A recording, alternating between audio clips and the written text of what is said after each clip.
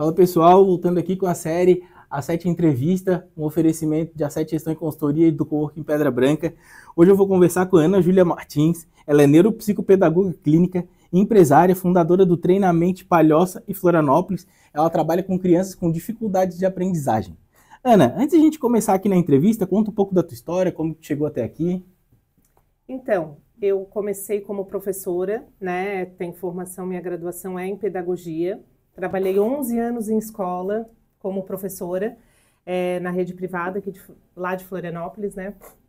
E quando eu iniciei esse processo na educação, eu percebi o quanto a minha formação, a minha graduação deixava a desejar nesse sentido dessa parte de educação especial, de trabalhar com pessoas com dificuldades, né, com crianças com dificuldades, ou com deficiência, ou com algum transtorno do neurodesenvolvimento, enfim, esse público da educação especial.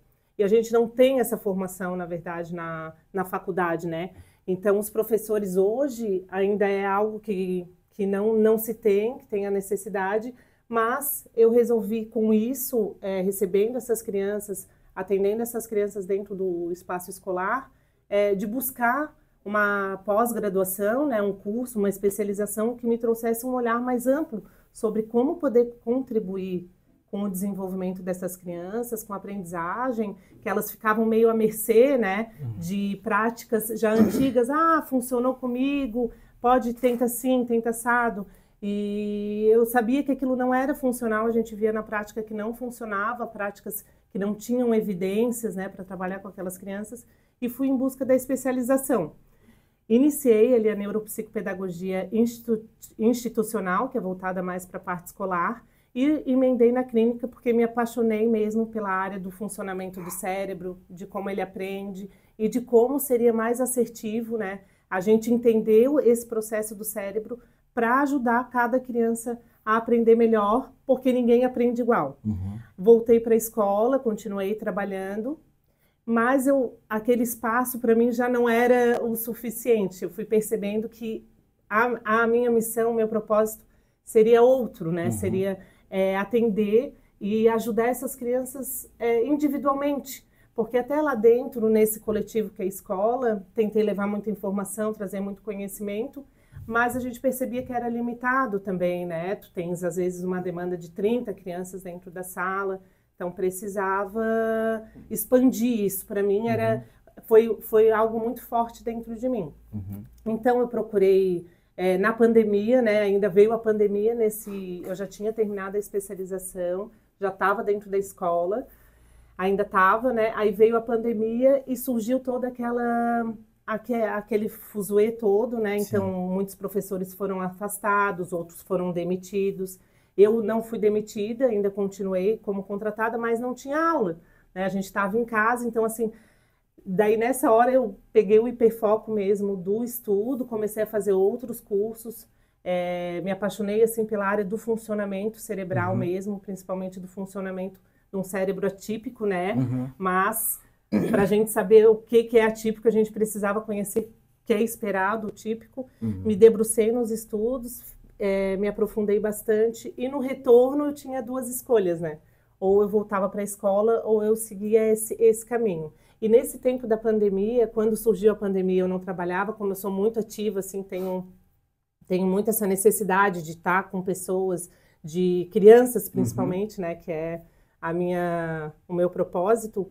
Eu procurei uma sala, num espaço, era uma psicóloga que tinha perto da minha casa, ela cedeu uma sala e ali eu comecei a fazer atendimento infantil, já na pandemia, porque as crianças pequenas, elas não estavam indo para aula, porque estavam afastadas, né? E as menores, mesmo que não tinha necessidade de alfabetização, de nada, acabavam ficando só em casa. Então eu criei esse espaço com atendimento individualizado e atendia uma criança por vez, uma ou duas crianças. Então, foi aí que eu comecei. Aí, voltou da pandemia, a escola chamou novamente, né, para o trabalho físico, né, ali. Não era mais à distância. Aí eu voltei, mas eu fiquei com dois corações. Eu vou desistir desse caminho, né, que eu trilhei durante esse período, que foi 1 ano praticamente, 6 meses ali, que eu acho que a escola ficou fechada mesmo. Ou eu volto para para o trabalho que eu tinha CLT e tal, né? Isso dá aquela insegurança. Sim. Eu fiquei assim, e eu amava trabalhar na escola que eu trabalhei. Qual escola que era? É no Menino Jesus, lá no centro. O método é um método diferenciado, que é o método Montessori. Então, assim, ele trabalha muito com a questão individual da criança. Então, eu adorava trabalhar lá, né? Para mim, eu ficaria ali muitos anos. Mas eu resolvi seguir essa minha missão, abrir essa salinha pequenininha que pagava ali por hora, né? Para profissional. Foi aumentando a demanda, ali fiquei um tempo, até que daí eu precisei já encontrar um espaço maior e estou aqui hoje, né? Acabei, assim, expandindo, não foi, digamos, algo planejado, assim, sentei, planejei um caminho, para mim as coisas funcionam. Tu foi como o mercado te mandou ir, abriu aqui, precisamos expandir, vamos expandir. Isso. Não foi nada planejado para fazer isso. Nada. Ana, me diz uma coisa, como tu trabalha com crianças atípicas, eu queria que tu me explicasse como é a relação com as famílias das crianças. Assim, quando elas recebem o diagnóstico, se elas ainda ficam tentando esconder delas mesmo, assim, tipo, não é isso, não está acontecendo isso, comigo não pode. Como que é essa relação com as famílias primeiro e depois com as crianças?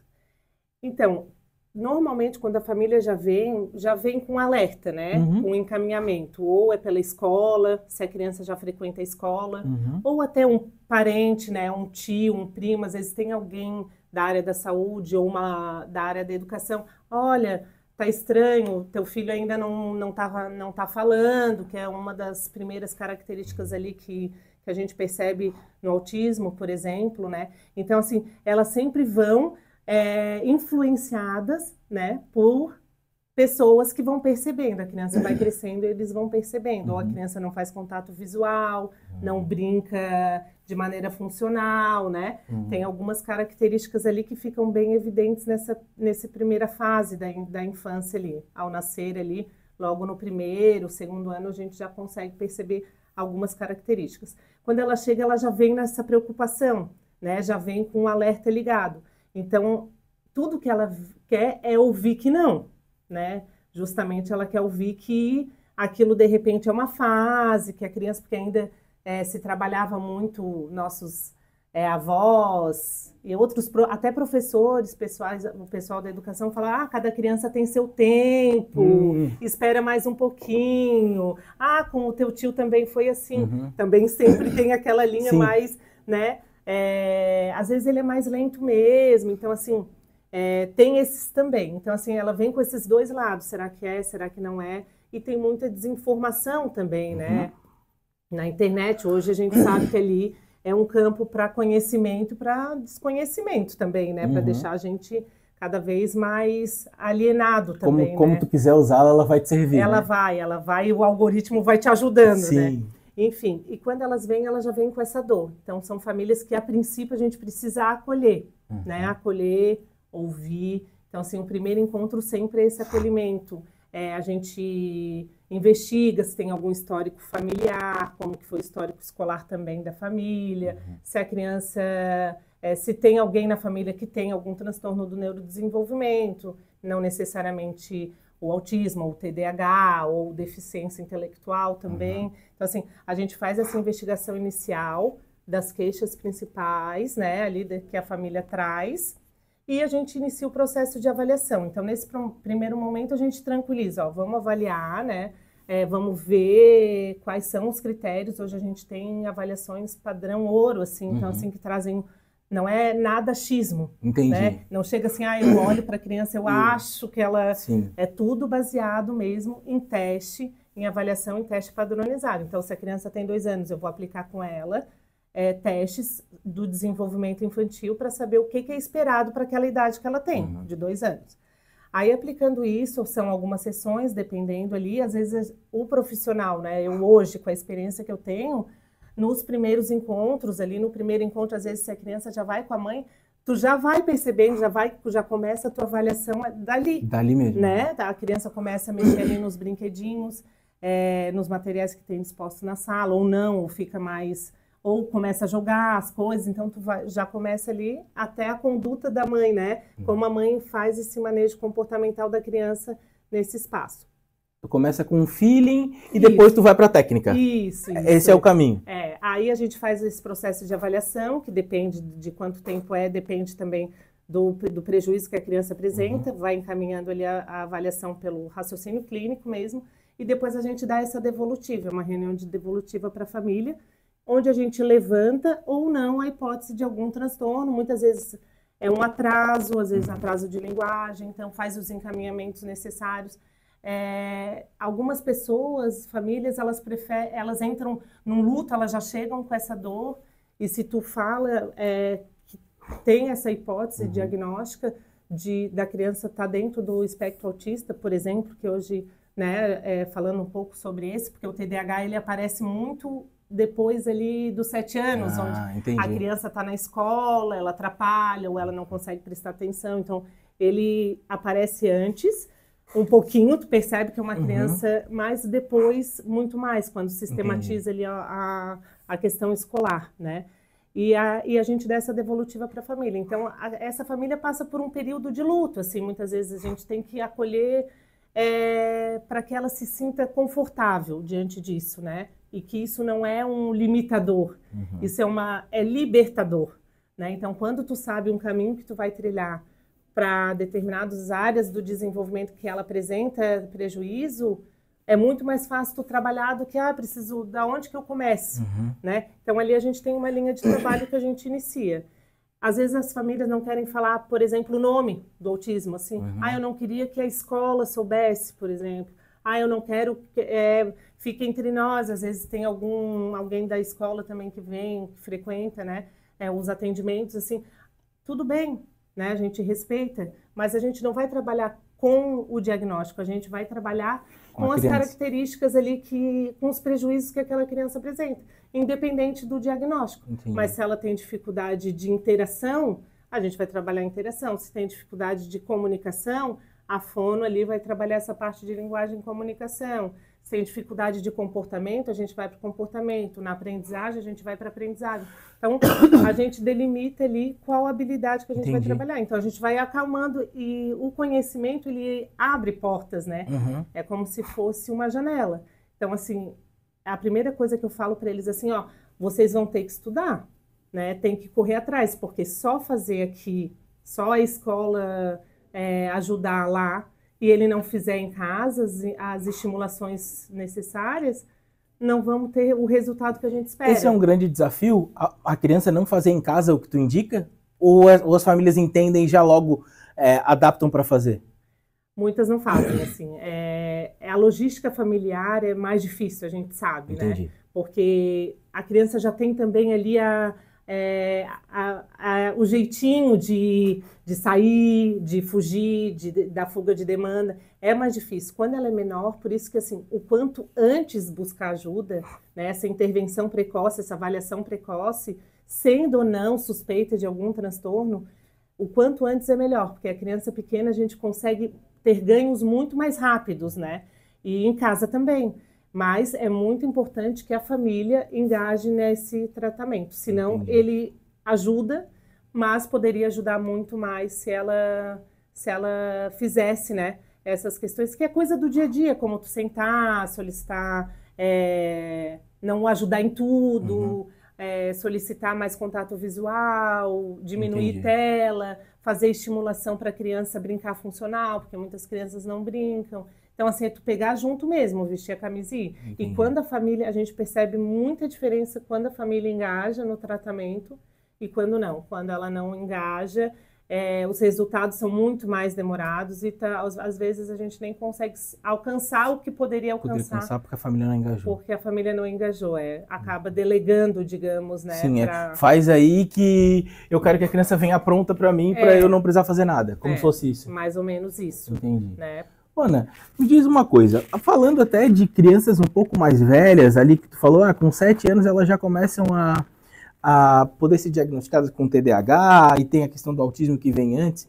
Hoje em dia, a gente tem bastante informação sobre autismo, TDAH, é até um tema que eu gosto de ver e de estudar. Eu queria entender Como que tu lida hoje com essa questão da moda do TDAH ou do autismo? Porque eu não consigo entender alguém querer que um filho tenha um diagnóstico desse, mas ao mesmo tempo eu vejo muito sendo uma moda, principalmente nos colégios de crianças. Não, meu filho tem TDAH, por isso ele não pode fazer tal coisa. O meu filho tem autismo, mas é um grau leve, então ele não pode fazer tal coisa. Só que às vezes a pessoa nem tem um diagnóstico, ela às vezes fez um teste ali na internet, que tem vários testes na internet que dá para fazer ali, para tu mais ou menos saber, mas não procurou um profissional. Como que vocês lidam com essa moda? O que que isso atrasa? No que isso atrasa o trabalho de vocês? Sim, é a banalização, né? A gente fala assim dos diagnósticos. Existem hoje duas linhas também, né? Hoje a gente tem mais diagnóstico de autismo e transtornos do neurodesenvolvimento, porque, claro, a ciência avançou, os critérios de avaliação também. Então, assim, muita coisa, muito conhecimento trouxe para a gente essa informação, que eram crianças, adolescentes que ficavam em sofrimento, que agora, né, conseguem conviver aí melhor. Mas, a respeito dessa banalização, hoje a gente sabe que virou uma indústria, né? A indústria do autismo, a gente fala. E ninguém quer dizer assim, a gente não quer ganhar dinheiro, eu vou trabalhar só voluntário, por exemplo. A gente sabe que as pessoas buscam formação, os profissionais, e precisam trabalhar com isso. Mas dentro disso tudo, até dos pais ali, a gente falando, a gente sabe que tem alguns benefícios, né? E é como se tu conseguisse explicar que o teu filho tem determinado comportamento, um comportamento inadequado, por exemplo, justificando por conta de um transtorno, né? Seja ele o autismo, o TDAH ou outros, né? Então, sempre que eu converso com os pais e sempre que eu converso com outros profissionais, eu sempre levo o seguinte, com a equipe, principalmente lá, nada justifica, né, a gente culpar um transtorno por algum tipo de comportamento. A gente sabe que as escolas precisam de informação também, de conhecimento, que para eles lá hoje está sendo ainda mais desafiador esse espaço escolar, que sempre foi, mas agora muito mais, porque, como eu te falei lá no começo, eu fui professora e eu busquei a informação, busquei o conhecimento, busquei a formação ali, né, para eu entender como é esse funcionamento. Mas não é a possibilidade de todos os profissionais. E a escola não facilita levando essa formação para lá. Então, a criança acaba estando num espaço com várias necessidades, prejuízos ali, que precisa de estímulo, né, que precisa de intervenção. E a professora ali, com 30 alunos, não consegue dar o que essa criança precisa, o que gera esses comportamentos. Então, você acaba justificando, né? Hoje a gente também conseguimos, graças a Deus, alcançar muitos direitos, né, de pessoas. Então, assim, tem pessoas com TDAH que precisam de remédio, né? Tem pessoas com TDAH que não precisam tomar remédio, né? Que a gente consegue só com intervenção, com terapia, com manejo, orientação familiar. A mesma coisa que com o autismo, né? O autismo em si, ele não prejudica tanto. O que atrapalha muito o autismo são as comorbidades que a gente fala. O TDAH com autismo, né? O transtorno opositor desafiador com autismo. As comorbidades do autismo atrapalham muito mais do que em si o TEA, sabe? Então, assim, a gente nunca pode justificar determinado comportamento por conta de um transtorno. A gente tem que trabalhar para diminuir esses comportamentos, né? E para tornar, claro, aquela criança cada vez mais funcional, porque aquela criança vai se tornar um adolescente, vai se tornar um adulto. Às vezes a criança com nível 3 de suporte, né? Que a gente fala que hoje que é o nível severo, né? Hoje a gente fala nível 3, mas antigamente se usava o nível severo ali de gravidade. A gente consegue, com intervenção adequada, que ele diminua ali o nível. Às vezes uma criança que tem nível 3 de suporte, ele pode ir para um 2. Muitas vezes a gente vê até chegar no 1. A gente vê crianças com uma intervenção adequada de horas, elas até perderem as características, e isso eu falo na prática, porque eu vivo isso. Então, assim, se tu tens a intervenção, né, adequada para o teu filho, esses prejuízos, eles tendem a diminuir, aparecem outras questões, desafios da vida mesmo, mas muitas questões a gente consegue reduzir, Não é cura, né? Porque falam, Sim. não existe a cura. Sim, mas vai fazer remissão de sintomas, né? Isso, exatamente. Onde os sintomas, onde aquela criança se torna totalmente funcional dentro dos espaços sociais. Não sabia disso. E só com tratamento adequado. E o que a gente tem hoje na banalização e na desinformação é que a gente tem muita gente trabalhando com isso, mas muita gente que não tem a formação adequada, que não faz esse tratamento adequado, né? Então, assim, a família pensa que está levando numa clínica e que lá vão estar trabalhando com aquela criança o melhor possível e às vezes não é. Às vezes aquela clínica, o profissional que está atendendo tem uma formação rasa sobre o transtorno, não tem plano de ensino individualizado, então não sabe nem o que tem que fazer ali com aquela criança naquele dia. Às vezes, volta e meia a gente vê também na internet, às vezes botam câmeras, né, nessas sessões de terapia, profissionais que ficam no celular enquanto a criança fica solta dentro da sala. Então, assim, eles confiam o tratamento em uma clínica, né, em um profissional, e esse profissional acaba não trabalhando adequadamente, o que acaba perdendo esse tempo, né, de cérebro dessa criança. Então, assim, a gente sabe que isso acontece muito aqui no Brasil, né? Em outros países, como hoje os Estados Unidos trazem muito, assim, lá é muito, a gente não vê tantos casos porque a terapia ela é incluída dentro da escola. E aqui a gente ainda tem essa diferença, a gente tem a educação e tem a saúde. Entendi. E a gente não consegue, tipo, muitas vezes o terapeuta da criança não consegue entrar na escola. Essa é uma pergunta que eu queria te fazer. Tu faz intercâmbio com professores? Não faz? Como que é essa relação? Vamos lá. Chegou uma criança, 4 anos. Tu começou a tratar a criança, ela está evoluindo. Tu fala com o professor? Tu não fala com o professor? Tem esse intercâmbio? A família que tem que falar com o professor? Como que funciona essa situação? Porque, pelo que tu me falou, tu vai levar a criança até determinado ponto. Sim. Se tu levou esse ponto e chega na escola, todo ponto que tu levou, ele vem para trás, a criança vai automaticamente descer a média. Então, como que é tratado isso? A escola é primordial nesse processo. Então, assim, nesse processo de avaliação ali que a gente falou inicialmente, desse acolhimento das famílias, a visita à escola é parte do processo da avaliação. Entendi. O que a gente tem hoje é dificuldade de entrar em algumas escolas, né? Por exemplo, fazer uma observação em sala. Tem escola que não gosta de receber, sabe? Então, assim, hoje muito menos. Aqui na nossa região, nunca passei por isso, mas tem colegas, outros relatos de outras cidades também que acontece. Eles não permitem essa observação. Eles até fazem reunião, mas eu conversando contigo, né? Tu é diretor ou coordenador da educação infantil. É importante o teu cargo, é primordial, mas não me interessa falar contigo, me interessa falar com a professora que tá na linha de frente, né? Que tá às 5 horas ali com aquela criança para saber o que ela precisa, que ela precisa de ajuda. E às vezes a gente vai conversar com a prof e a gente encontra, e o coordenador vai junto para tentar, a coordenadora, né? O coordenador, enfim. Sim. Vai junto para meio que tentar mediar a conversa para ela não falar, de repente, alguma coisa, sabe? Caramba! Então, assim, é uma relação que está melhorando muito, mas ainda é meio tenso. A escola, às vezes, pensa que a gente quer fazer o papel delas.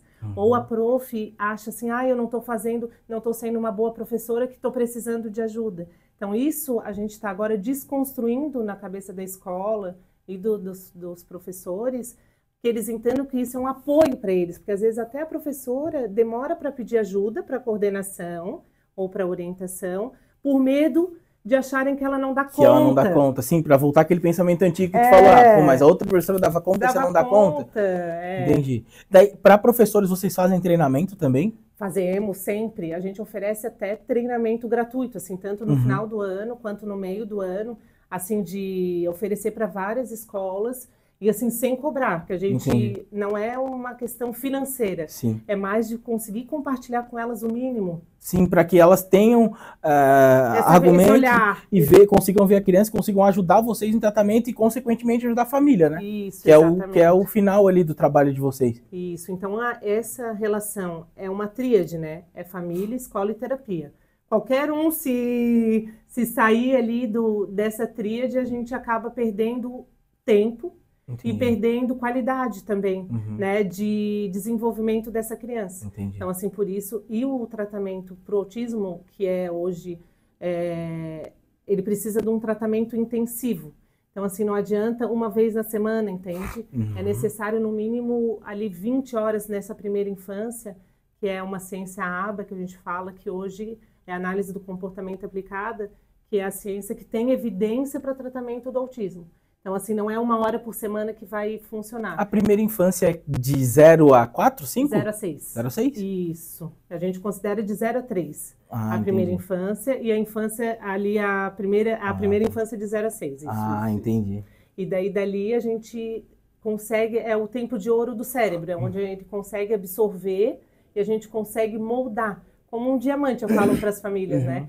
Ele é um diamante, a gente só precisa lapidar. Então, assim, ver onde que tem as arestas ali, onde que a gente precisa para a gente torná-lo cada vez mais dentro do que é esperado para a idade, que ele não fique em atraso. E às vezes quando essa busca demora muito tempo, acaba atrasando isso, não que não consiga, mas demora mais tempo e é mais trabalhoso. Caramba, é um desafio grande, então às vezes tu tá trabalhando como neuropsicopedagoga, às vezes como gestora também, né? Porque tu vai ter que fazer gestão entre colégio, entre família, entre a criança que tá ali, que tu vê que ela podia evoluir, mas a família tá atrasando, ou então que o colégio não tá levando para frente. Esse é o grande desafio do teu negócio hoje, Ana? É um dos grandes desafios, sim. Esse manejo, né? Essa mediação também, né? Porque muitas famílias têm uma linha de tratamento diferente. Tu podes falar 1000 vezes que é isso, e a família vai dizer assim, tá, mas eu não quero, por exemplo, dar remédio. E aquela criança, a gente sabe que precisa, por exemplo, de remédio. Eu prefiro tratar com homeopatia, por exemplo, né? Então, assim, aquela criança chega para ti, tu sabe que, apesar de tudo que tu fizer, de toda essa gestão, tu não vai ter os resultados efetivos. Então, assim, tu deixa isso claro para a família, né? E muitas vezes eu chego, como eu trabalho com evidência, né? Eu sei que tem vários outros tratamentos que podem ser que funcionem, mas que não tem evidência. Homeopatia é um tratamento que não tem evidência. Não tem evidência. Então, assim, às vezes eu falo assim, então é melhor tu buscar um profissional que atenda nessa linha, porque, assim, o que tu estás fazendo aqui é gastar dinheiro e não vai ter mesmo, resultado. E tempo, sem resultado, nem no outro profissional, com certeza ela não vai ter. Mas, assim, para que aquela família entenda que não depende só de mim, porque daí na hora da gente cobrar, assim, poxa, mas não está melhorando, o que está acontecendo, a gente saiba que a responsabilidade também é minha a respeito do tratamento que eu considero. E muitas famílias também não têm condições, também tem isso. Então, assim, às vezes a família não tem condição de aderir a um tratamento de 20 horas semanais. É difícil, né? Seriam 5 horas, bota ali uns 10 mil reais. E fora o deslocamento para tratar, que tem que ter uma pessoa que fique só nessa função. O tempo, daí criança. Algum pai tem que parar de trabalhar para conseguir, né, fazer esse deslocamento todo. Então, assim, tudo isso a gente leva em consideração. O mínimo a gente faz, mas quando a gente sabe que pode se fazer muito mais, a gente também encaminha, né? A gente também orienta. Tu me chamou atenção ali para uma questão, Ana, quando tu falou de homeopatia, que eu estudei basicamente já e vi que se não quase nenhuma, poucas evidências. Tu tem que lidar muito com esse negacionismo científico que as famílias podem ter criado, principalmente depois do que a gente passou? Do Covid e tal. Sim. Existe, na tua parte, existe também um negacionismo científico ali para tu chegar e tu dizer assim, não, a base da ciência está aqui, mas o pai ou a mãe estão procurando uma coisa que tem pouquíssima evidência, mas fulano de tal fez e deu resultado. Sim. Existe isso? Muito, muito. Assim, muitos casos de que as pessoas, por exemplo, não vacinam, né? A gente ainda convive assim com pessoas que trazem essa vertente do negacionismo mesmo. Entendi. E da pseudociência, né? Porque não tudo que não é ciência é pseudociência. Sim, né? sim. Então, assim, a gente lida, claro, de uma maneira respeitando, né? A preferência do pai. A preferência, né? Enfim, mas sabendo que futuramente, a gente olhando assim, eu fico pensando, poxa, se a gente conseguisse fazer certo, né, o que tem evidência hoje, com certeza os prejuízos futuros não seriam tão severos, né? Porque a gente sabe que vai ser mais difícil. A criança vai crescendo, Como eu te disse, ela é criança hoje, depois ela é adolescente, Sim. depois ela é adulta. Então, assim, se tu não consegue entender que isso é para o bem do teu filho, tu estás até cometendo como se fosse... não é uma negligência, mas assim como se tu não estivesse fazendo o necessário. Né? Entendi. O que hoje ajudaria. Porque se demoraram tanto tempo para desenvolver uma ciência, né? Entender muita pesquisa, muito estudo, para entender quais são as evidências, o porquê que eu vou contra isso e achar que isso é uma indústria onde as pessoas querem me manipular, né? Porque hoje a gente vê, a gente já ouviu ozonoterapia, a questão alimentar, famílias que achavam que a cura do autismo era uma questão de infecção inflamatória, então retiravam todos os alimentos, são crianças que às vezes têm seletividade alimentar, e ainda o pouco que ela comia, tu tirava. Né? Já teve casos de criança entrar em desnutrição por conta disso. Então, assim, tem muita desinformação e, infelizmente, tem famílias que acreditam nisso, né? E acabam acreditando mais nisso do que no profissional e, às que está vezes, ali. nem querendo ir no médico, porque a gente ainda dá hipótese, né? A gente ainda pede, encaminha para um médico, né? O médico, às vezes a família nem vai no médico que tu encaminha porque acha que vai pensar como, né, tu já trouxe. Vai no médico que escolhe. Mesmo o médico falando, às vezes, assim, tenta desacreditar e continua nesse tratamento. É difícil. Não são, assim, raros os casos. Entendi. Mas para a pessoa, é um né? desafio grande. Pensando, para a família. Quando uma criança chega ali, vamos dizer que chegou uma criança com 3 anos, para finalizar a primeira infância ali com 6, tu fica com essa criança esses 3 anos. Quando a criança chega, tu faz o diagnóstico, depois disso tu passa para a família um protocolo de tratamento, a família sabe mais ou menos onde aquela criança pode chegar, ou não tem como tu falar isso, só no decorrer do tempo tu consegue ir falando, ó, até 6 anos a gente pode chegar aqui, até 4 anos a gente pode chegar aqui, até 5 ali, mas isso a gente tem que fazer isso aqui continuamente. Tu faz isso, é um protocolo que tu entrega para a família? Como que é esse contato depois do diagnóstico? A gente dá as orientações, né? Muitas vezes dou toda a orientação do que a mãe precisa, às vezes dos encaminhamentos médicos, né? Ali o que ela precisa, por exemplo, de fono, terapeuta ocupacional, o que a criança vai precisar, de psicólogo, muitas vezes terapia cognitivo-comportamental também, que hoje é o que a gente tem de evidência, e faço as orientações, né? Do que ela pode fazer em casa. O que eu busco em casa sempre fazer... que a família faça coisas que não são tão técnicas, digamos, né? Uma coisa, estudar, é a primeira coisa que eu falo. Se tu nunca ouviu falar, vamos pesquisar, vamos entender como o TDAH. A desinformação no TDAH é enorme, porque é muito mais fácil tu dizer que tem TDAH, né, do que tu dizer que tem autismo, porque os sintomas são mais aceitáveis, né? E acessíveis, né? Aceitáveis e acessíveis. Tipo, tá, eu sei, eu tenho TDAH, eu já vi. Eu já procurei ele na internet e eu vi. Já fiz um testezinho ali. E todo mundo vai ter uma característica tanto de um quanto do outro, do TDAH como do autismo. Se tu pensar, botar ali no papel, tu tem uma desatenção, ou tu esquece a chave, ou tu se perde numa leitura.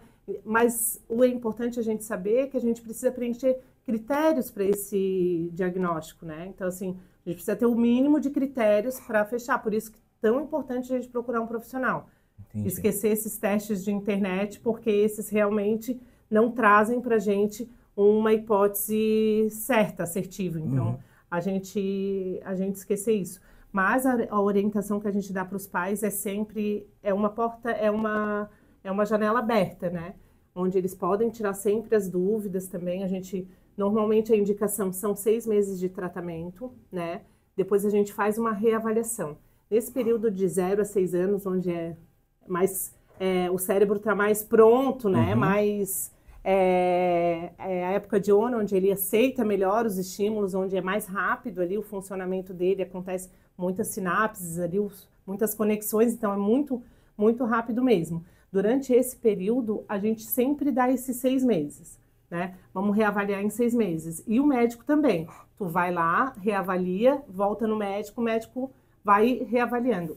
A ideia do tratamento é que essa criança esteja sempre mais próximo possível do que é esperado para a idade dela.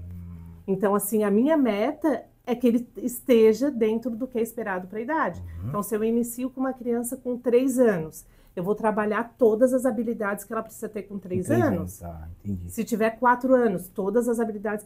Ela não alcançou as habilidades de 3 anos, de 2. A gente vai fortalecer essas, porque essas são base para as outras habilidades. Sim. Então, assim, a criança precisa amassar uma massinha, rasgar um papel, fazer minhoca, pinçar com o dedinho, assim, para poder escrever depois lá com 6 anos. Então, é toda uma preparação para as outras fases que virão. Então, a gente trabalha no prejuízo. Então, se aquela criança, por exemplo, se comunica bem, mas ela não sabe fazer um jogo, troca de turno que a gente fala, minha vez, tua vez, ou ela não sabe lidar com frustração, perde, faz, né, joga tudo, fica brava, começa a chorar. Então, é isso que eu vou trabalhar com ela, habilidade social.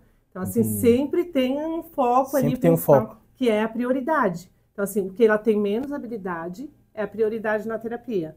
Aí as outras tu trabalha junto até tu ir equilibrando tudo. Como se tu imagina assim uma tabela. Né? Tu precisa que ela alcance 10 pontos em todas. Então assim, se ela tem 2 no verbalização, na comunicação, no tato que a gente fala, de fazer pedido, né? Eu vou trabalhar com ela a fazer pedido.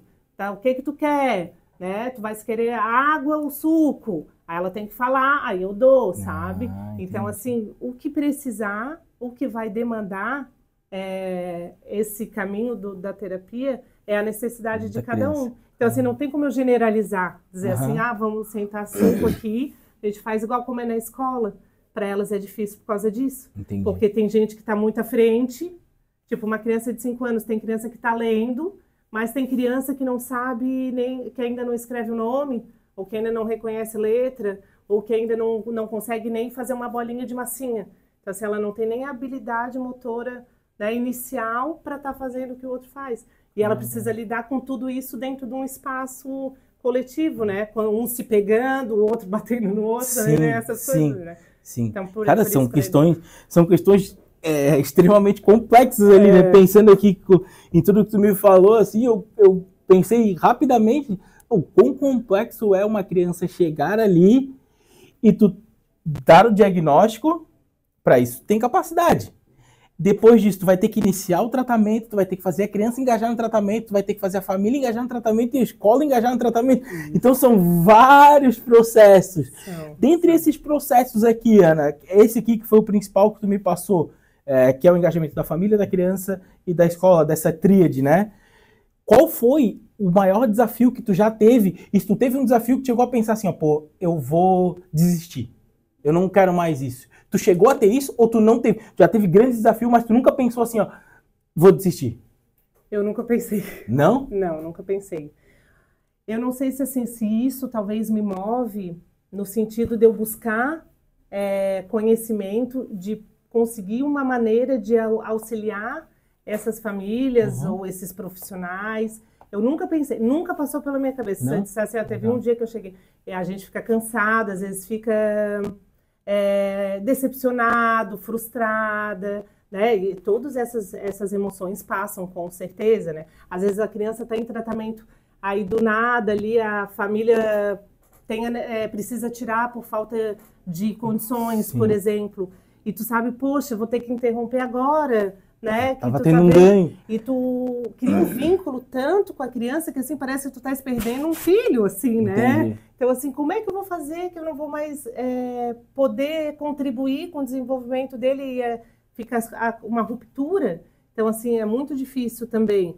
Assim, muitas vezes lá no começo, eu ficava muito chateada com isso, assim, poxa, né? Às vezes, assim, a família, por exemplo, chegava hoje, vem hoje, tu vai lá, a gente faz a terapia, tudo, chega na próxima semana, a partir de semana que vem a criança não vai mais.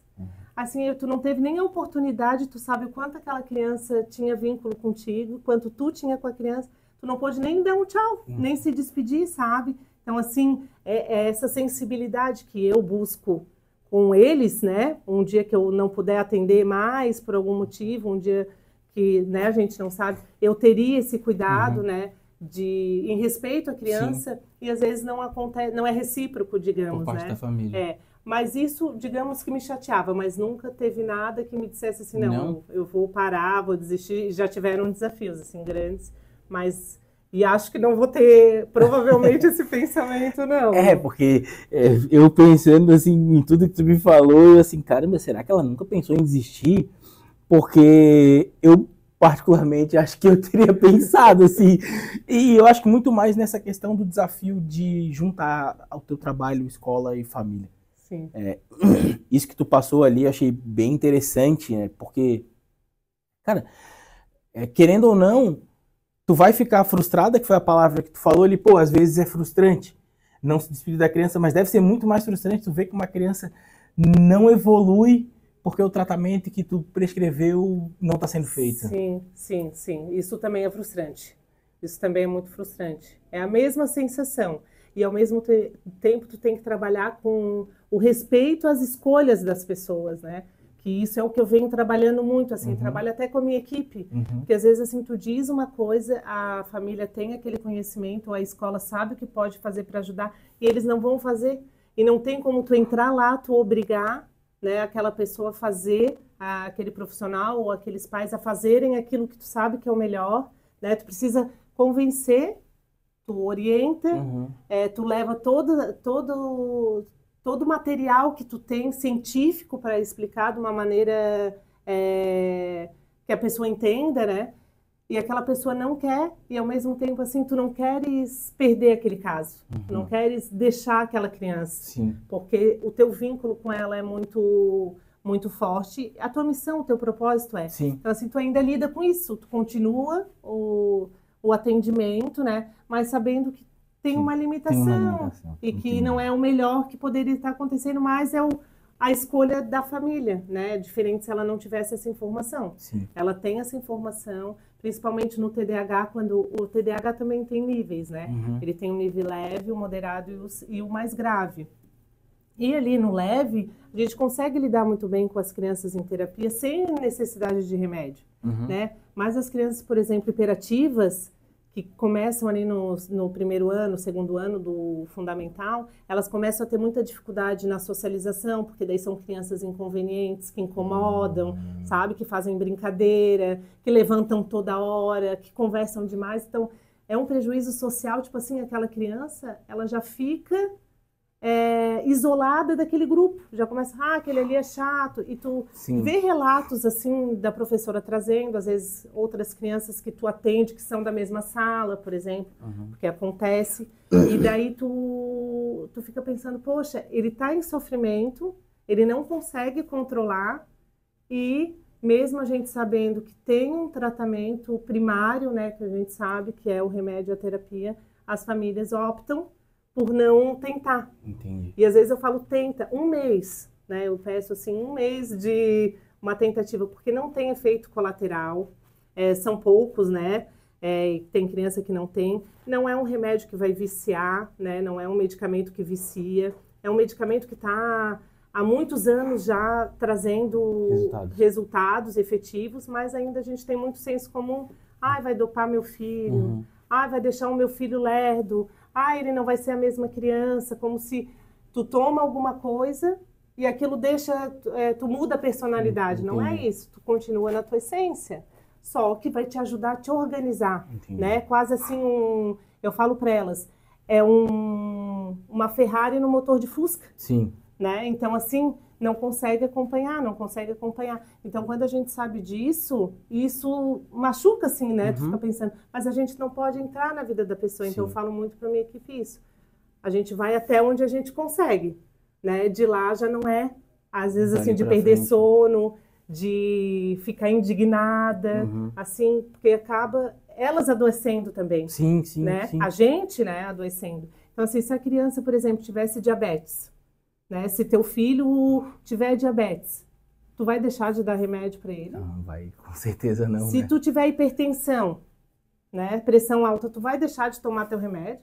E por que quando a gente fala da saúde mental, né? De qualidade de vida, a gente não faz, né? A gente tem preconceito de tomar algo para facilitar, para ajudar o teu funcionamento. Teu coração tem que funcionar, outros órgãos do teu corpo têm que funcionar, e o teu cérebro. Teu cérebro tu esquece. Tu esquece, né? Como se fosse coisa de maluco, né? Eles falam assim ainda. Sim, banalizando, né? E... Ana, pelo que tu tá me falando aqui, o teu negócio é um negócio de tomar muitas decisões difíceis, né? Porque família, colégio, tratamento, desenvolvimento da criança, até na hora que tu tá fazendo intervenção ali, tu às vezes precisa ser mais enérgica com uma criança, porque ela precisa seguir ali um protocolo. Então, é um negócio de decisões difíceis praticamente todos os dias. Quando tu tem que tomar uma decisão difícil, o que te guia para tomar uma decisão difícil? Seja na empresa, seja com uma criança, seja com uma família que tu vê que, pô, essa família não está fazendo tratamento, eu preciso tomar uma outra decisão, ou eu preciso até, na decisão extrema, romper o vínculo porque não tem adesão, não tem o que fazer. O que te guia para tomar uma decisão dessa? Primeiro eu penso na missão, né, do treinamento, na minha, né, que tenho essa responsabilidade técnica ali do treinamento. Penso assim, qual é o propósito, né? É o acolher, o aprender, o sentir, o se envolver, né? Eu penso sempre nisso. Eu estou seguindo esse caminho, né? Esse propósito, ou de repente eu estou indo para um lado diferente, um lado pessoal, ou eu estou de repente numa semana que não está tão boa, né? Então eu tento sempre manter o equilíbrio para começar, né?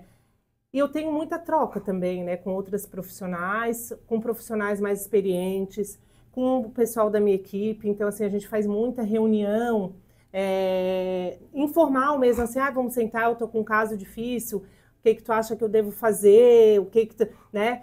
A gente sempre tem informação, e hoje eu não estudei tudo, não tenho conhecimento de tudo, mas isso me traz uma segurança, sabe?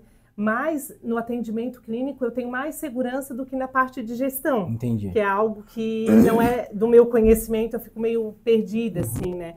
Nessa questão de gerenciar equipe, de gerenciar financeiro, de saber investir, por exemplo, no nas prioridades ali. Mas a decisão sempre parte assim, parar, tentar o máximo de tempo que eu tenho para pensar em soluções para aquilo, né?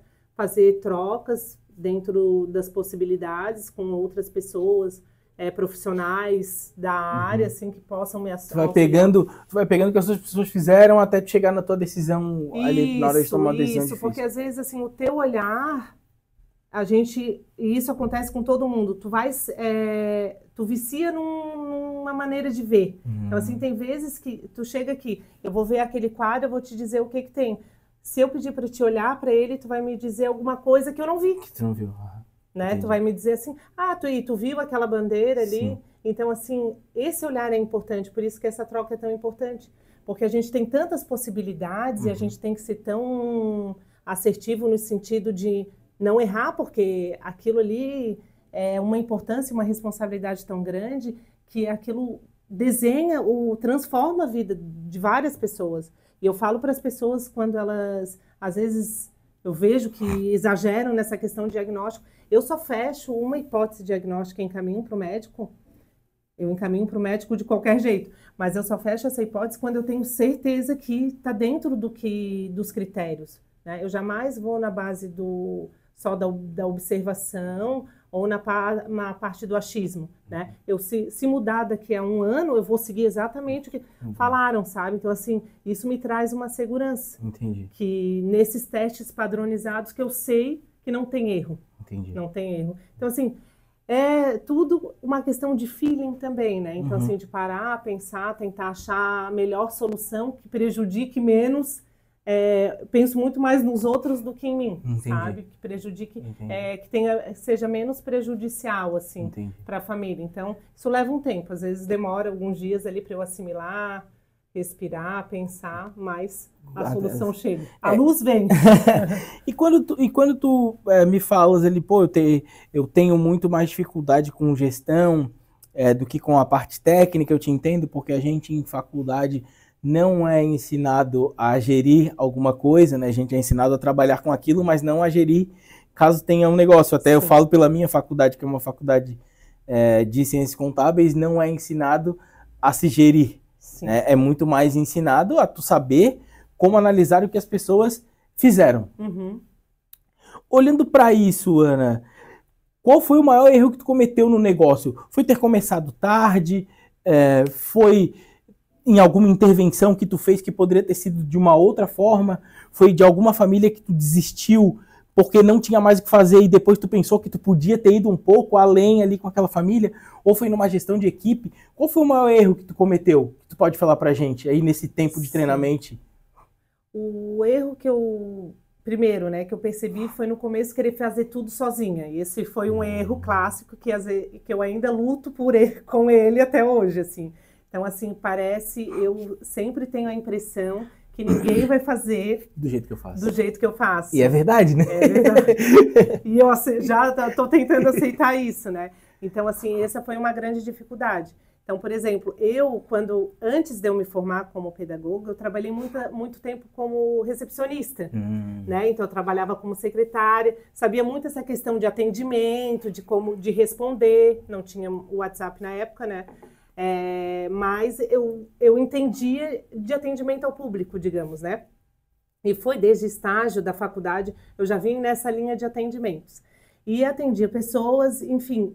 E depois eu fui percebendo que para eu manter uma qualidade, eu ia precisar delegar certas coisas, né? Como esse atendimento, por exemplo. Eu estou em atendimento com a minha criança, eu não posso estar respondendo WhatsApp, né? E aquela pessoa que pediu informação no WhatsApp, ela não vai esperar até 8 horas da noite para uma resposta minha. A pessoa desiste, vai procurar outro lugar, às vezes entra ali no limbo da pessoa que não respondeu, ela vai pro Google, acha outro que respondeu e faz. Porque as pessoas são imediatistas, hoje também tem isso, né? Essa foi uma grande dificuldade, o delegar, não nessa parte só de atendimento, mas nas outras partes, assim, financeira também, de equipe, quando eu vi que a minha agenda não suportava, eu não conseguia atender mais crianças do que eu já atendia, né? Que aí veio a ideia de ir aumentando a equipe, de convidando outras profissionais para atenderem junto, né? Com a equipe, foi uma das grandes dificuldades. E a questão da agenda também, porque a gente, hoje, temos 8 horas ali, né, de trabalho, de hora comercial. Então, assim, no começo eu queria abraçar o mundo, então, assim, eu acabei assumindo muitos atendimentos, né, enchi a agenda, mas eu não tinha tempo para fazer mais nada. Então, assim, eu precisava fazer uma reunião com uma escola, eu não tinha tempo. Eu precisava atender os pais, eu não tinha tempo. Isso falando da vida profissional, né? Sim, tirando tirar pessoal mesmo. Se para profissional não tinha tempo para pessoal, nem existia. Não existia. Aí eu também não tinha tempo para construir os relatórios, porque depois que tu faz todo esse processo de avaliação, de testagem, de aplicação de testes, tu tem que ter um tempo para corrigir, um tempo para analisar todos os teus dados, para construir um relatório, elaborar um relatório. Isso demanda tempo, então assim, eu já não tinha tempo para isso também. Então assim, eu fui aprendendo com o tempo que eu precisava delegar e eu precisava manejar melhor a questão da agenda, né? Que chegou uma hora que eu estava muito sobrecarregada mesmo, assim, então eu não conseguia fazer mais nada.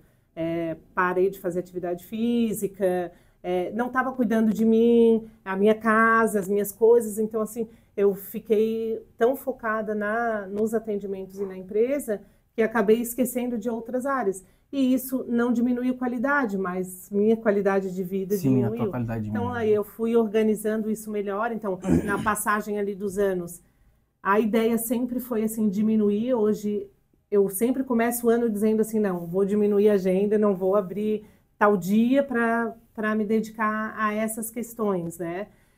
Mas eu ainda não consigo.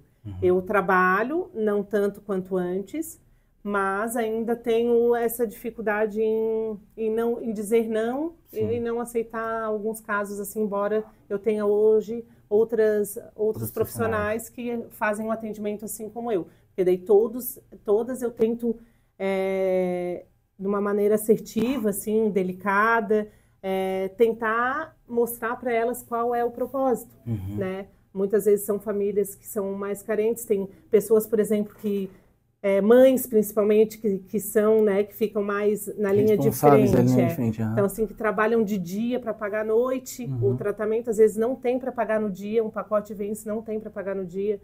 E tudo bem, né? A gente sabe que não é porque a pessoa não quer pagar. É porque naquele dia ela não pode, eu não vou deixar de atender aquela criança por conta disso, né? A gente conhecendo a família e cada um também faz dentro do que vê como certo, né? Então, assim, jamais... Por exemplo, ontem tinha uma mãe que, para custear os tratamentos, ela está vendendo rifa, né?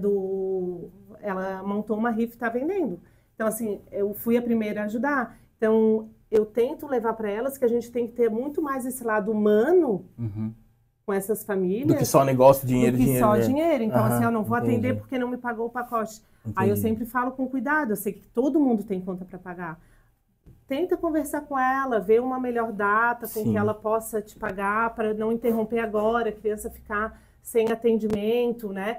Tenta flexibilizar, de repente, tem vezes que a gente faz até permuta, seja uma mãe que venda produto da Mary Kay, seja outra mãe que venda lingerie, a outra mãe que venda acessórios. Então, assim, não é tu ser, digamos, boazinha. É tu ser flexível e entender, se colocar no lugar daquela... Pode uma hora aquilo ali pode mudar e a pessoa voltar. Ana, é uma questão que tu falou ali da mãe na linha de frente, isso aí eu entendo bem, quando tu fala assim, porque a gente vê hoje que muitos pais não dão suporte e tal. Tem muita diferença de uma criança quando tem pai e mãe dando suporte para quando só tem a mãe, por mais que a mãe queira fazer tudo ali, porque tem aquele instinto de se não, eu vou fazer, é o meu filho, eu faço tudo que for preciso e tal. Tem muita diferença quando tem o pai dando suporte também? Ou não tem tanta diferença assim quando é só a mãe que faz tudo? Tem muita diferença. E a gente sabe que para o contexto emocional da criança também tem muita diferença. As mães, elas, independente assim, casada ou se ela não é mais casada, né, separada ou solteira, elas, na maioria das vezes, assumem esse papel mais da linha de frente, né? Independente da posição ali, se ela é casada ou não. Mas com a presença do pai, né, até para a intervenção, para esses estímulos em casa, isso traz uma diferença para a gente gritante, assim, na terapia, né? Porque às vezes a criança é maior, um pouquinho maior, já se comunica, então assim, ela traz muitos relatos, né? De como é essa convivência, do papel paterno, né? E do papel materno. Então assim, a mãe sempre ela acaba sendo mais acolhedora, às vezes tem mais paciência, o pai ali. E é muito importante esse papel na vida de uma criança. Então a gente vê diferença, até porque assim, quando a mãe é sozinha também, ela precisa, além de estar ali levando, ela precisa estar trabalhando, ela precisa estar ali resolvendo o problema no WhatsApp, ela precisa estar em contato com o plano de saúde. Então ela está resolvendo 1 milhão de coisas e são mulheres sobrecarregadas mesmo, assim. E muitas vezes eu falo assim, ó, cuida de ti, porque não adianta nada, né? Tu tá cuidando do teu filho e tu tá se descuidando. Então, assim, às vezes... Uma hora reflete, né? Reflete, nossa, às vezes tem mães que começam a adoecer, que não fazem exame de rotina, porque não tem tempo, aí tu não faz mamografia, todos esses exames que a mulher precisa passar anualmente, preventivo, enfim, que tu não faz um exame de sangue, que tu não come direito, que tu não se exercita, né? Que tu tem uma comida não muito saudável, porque tu acaba não tendo tempo, Então, assim, primeiro olha para ti. Às vezes, muito elas desabafam, assim, né? E tem muitas mães que têm um marido, mas que, como se não tivesse também. Tem muitos pais que são muito presentes e que fazem também muito bem essa divisão de tarefas, né? Que é o papel dos dois, né? Claro. Mas cada um da sua forma. Então, tem muitos pais que assumem também, assim, essa questão de logística familiar. Então, assim, tem de tudo.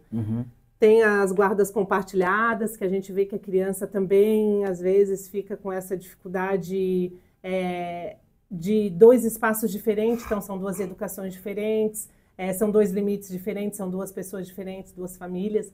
Então, assim, às vezes, uma semana ela está de um jeito que ela está com o pai. Aí, na outra semana, ela já está com a mãe, já é totalmente diferente, até o chegar, até o que fala, até a questão emocional. Então, assim... tudo muda. Então, são contextos que não dá para prever, sabe? Sim, entendi. São imprevisíveis. Ô, Ana, qual é o teu maior desafio hoje? Como negócio mesmo? É expandir? É capacitar profissionais? É melhorar na gestão do teu negócio? Qual que é o desafio que tu tem hoje? Além do clínico, porque esse aí já é bem grande. É bem grande. Eu tenho assim, o objetivo, primeiro, assim, de formar profissionais qualificados, porque o meu medo maior é assim, não adianta eu estar super qualificada, sempre buscando, e outros profissionais, não só os profissionais que atendem aqui no Treinamente, mas também os profissionais da neuropsicopedagogia. Porque o que aconteceu? Assim como a pedagogia, a neuropsicopedagogia ficou acessível para as pessoas, mas a formação em si não traz nada do que é preciso, né, a pós-graduação. Então, a gente sabe que hoje, com a crescente de formação online, né, à distância, a possibilidade é muito maior para uns, mas, ao mesmo tempo, eu vejo que não garantem a qualidade dos cursos, entende? Então, assim, muita gente despreparada no mercado para atendimento. Então, tu chega, às vezes, assim, tu não tem o mínimo de conhecimento. Então, assim, eu busco sempre as meninas que procuram, né, mentoria, supervisão. Eu tento, de todas as maneiras, que elas enxerguem essa formação. Porque a formação que eu fiz, que foi inicial da neuropsicopedagogia, eu fiz numa instituição que foi a que construiu a neuropsicopedagogia, né, o curso. Então, assim, ela é ligada na Sociedade Brasileira de Neuropsicopedagogia. Então, ela tem código de ética, ela trouxe uma formação essencial. Sem essa formação, eu não conseguiria. É claro que tem muito da prática, mas eu tento levar para elas esse olhar, né, essa formação, essa prática, tudo. Eu acho que a gente tem que ir nos maiores, digamos assim.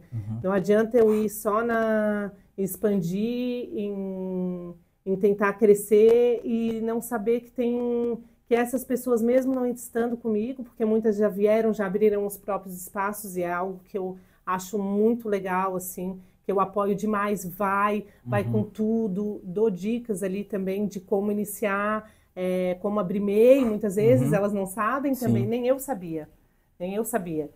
A gente não sabe essa parte de gestão, nada, de nota fiscal, por exemplo.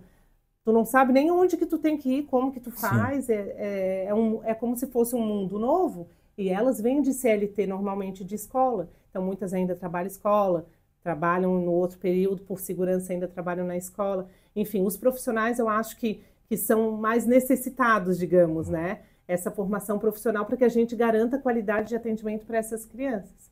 É igual o professor, é melhor eu ir fazer uma formação gratuita numa escola que eu atinjo, sei lá, 50 professores naquela sala, 50 vezes 30, 150 alunos, sabe? Do que eu ir aluno por aluno. Sim. Então, assim...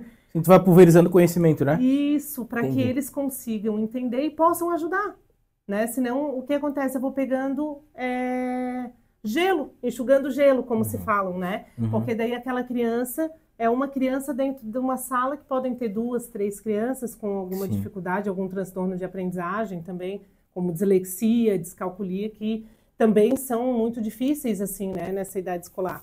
Então, assim, a minha ideia profissional era que eu conseguisse chegar no objetivo, né, ali e desafio também, é chegar nas escolas, principalmente nas públicas, né, que a gente vê ainda que a gente tem muito mais necessidade do que na privada, não que essas crianças não precisem, mas o acesso para as crianças mais difícil, da escola pública é bem difícil. E para a gente chegar na escola pública, a gente só consegue por meio político. Entendi. Então, assim, é um entrave. Esse é o teu grande desafio agora para o futuro? É tudo que eu tô tentando superar esse desafio. É o que eu busco, assim, é chegar nessas escolas, conseguir formar esses professores e esses profissionais também que vão para a área clínica, para que eles consigam atender de maneira assertiva e certa, né, e ética essas crianças. Tanto na escola quanto na clínica. Formação para profissionais, tu já pensou em fazer, né, para complementar isso daí que tu tá falando, tanto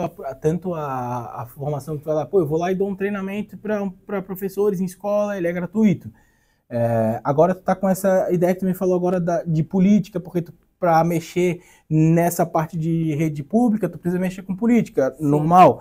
Mas uma formação tua para professores, não que se especializem em neuropsicopedagogia, mas que tenham muito mais conhecimento do que só esse treinamento gratuito que tu faz. Sim. Tu já pensou em fazer? Tem professores que te procuram para isso? Qual que é a aceitação deles para isso? Então, professores, infelizmente falo isso porque fui professora também, eles têm uma dificuldade de aceitar o conhecimento, digamos assim. Muitas vezes tu se forma, tu acha que aquilo basta, tu vai ganhar, sabe? É meio que até um derrotismo, assim, aqui tô, aqui vou ficar. É um público que eu adoraria chegar, mas que eu vejo bastante resistência deles. Entendi. Né? E via já na escola onde eu trabalhava, porque às vezes assim, tinha uma formação de uma palestra, por exemplo, de uma pessoa que tu ias aprender muito, que ia ser muito construtivo para ti, para o teu dia a dia, com as crianças, para a tua prática, enfim. Tinha gente que não se interessava se não tivesse que bater ponto, entendeu? Então assim, eu tenho que bater ponto. Se não precisasse bater ponto, elas iam embora, elas não se importavam. E assim, digamos que isso é 80%. Caramba, entende? É grande assim.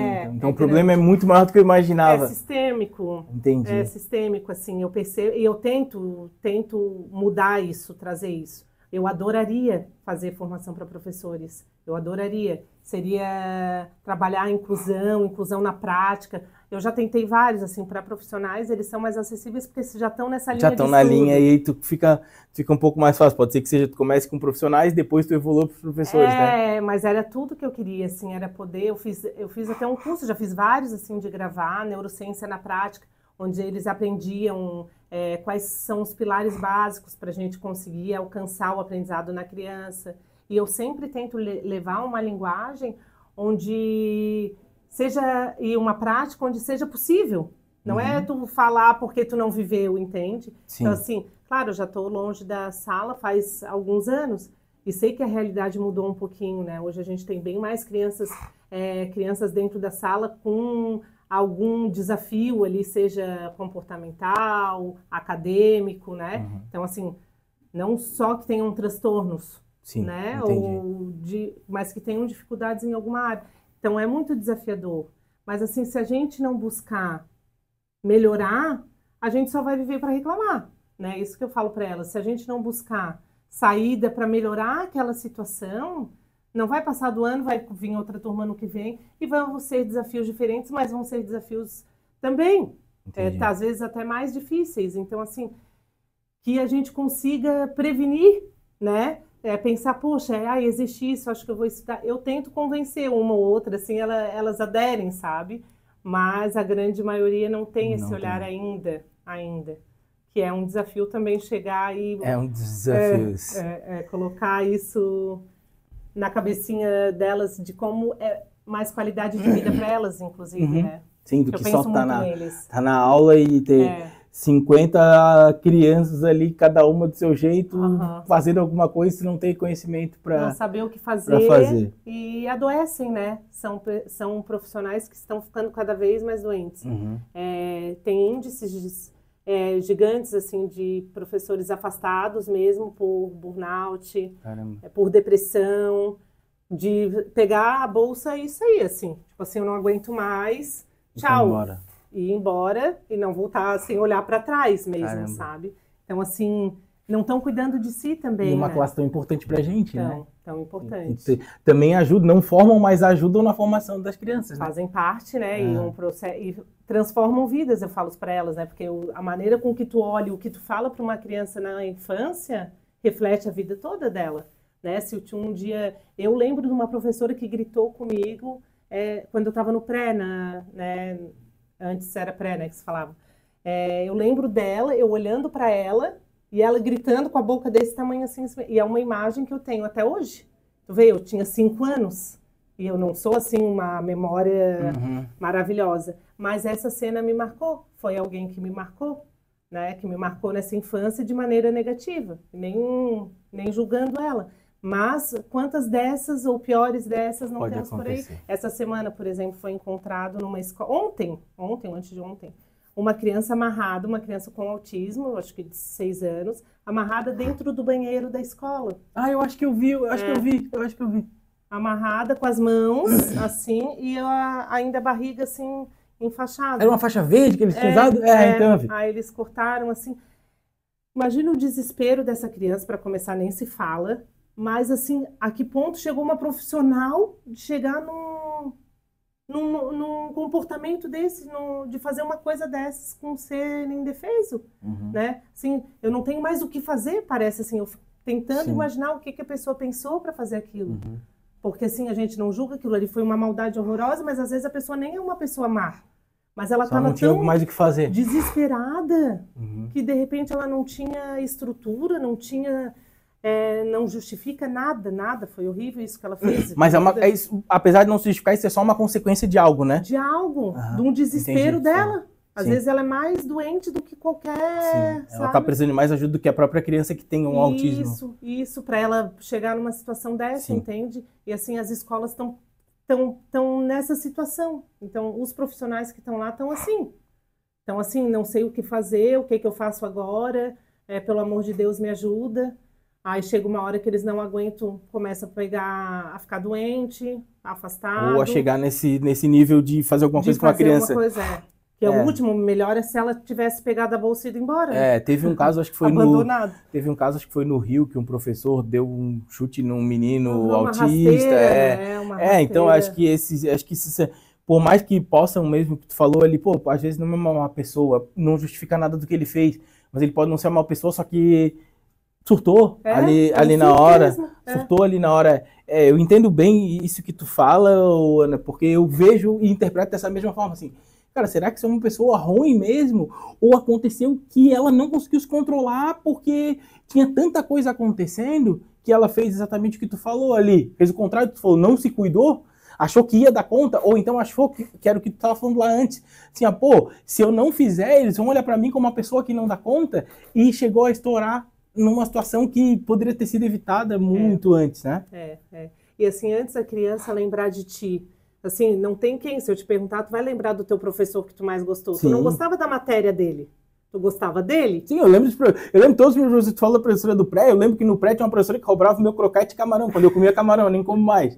Mas eu lembro de várias passagens com vários professores. Sim. Então, os professores foram muito importantes na minha vida.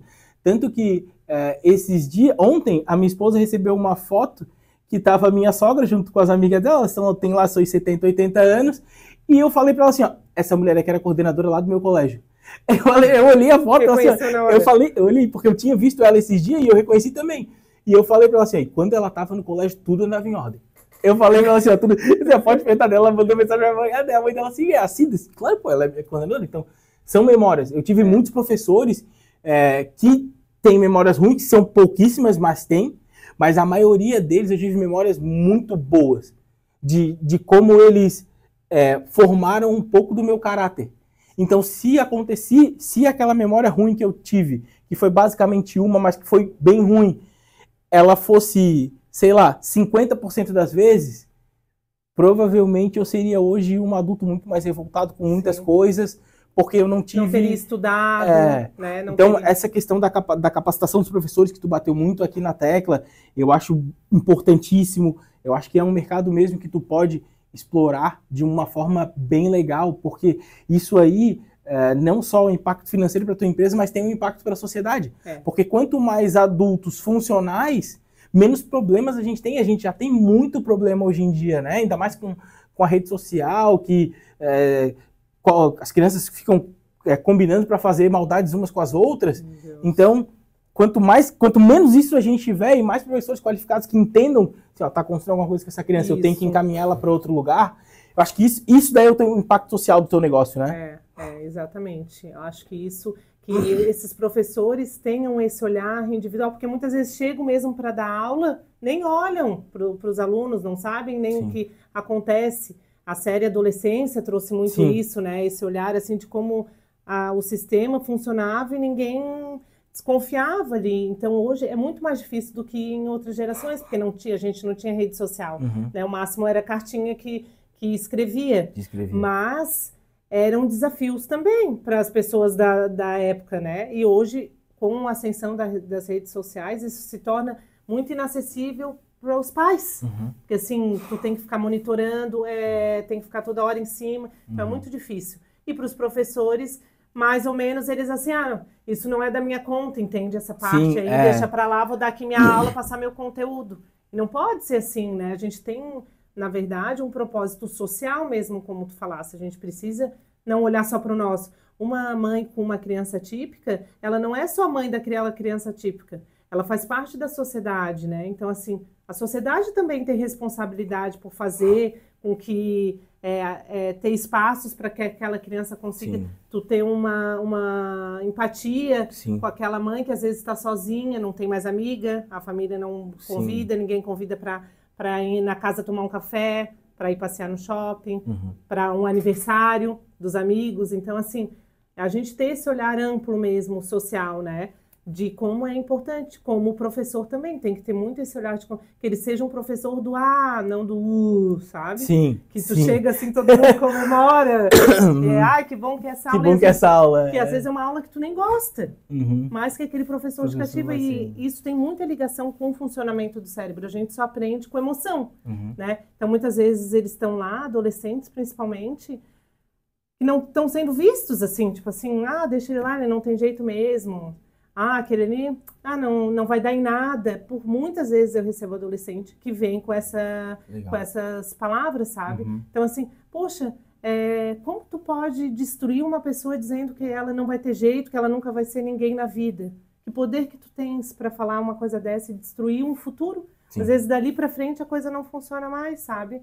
Então, ter esse cuidado mesmo. Se não for para ajudar com palavras boas, então nem fala, sabe? Melhor ficar quieto. Ana, muito obrigado pelo teu tempo, tá?